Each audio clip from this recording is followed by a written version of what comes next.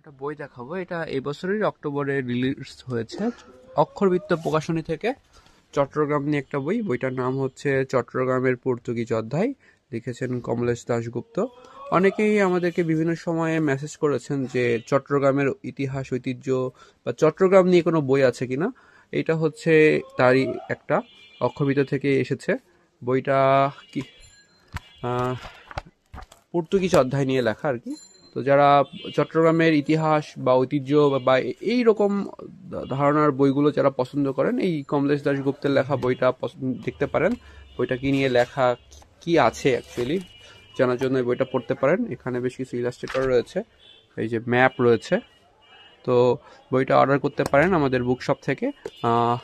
এই তো।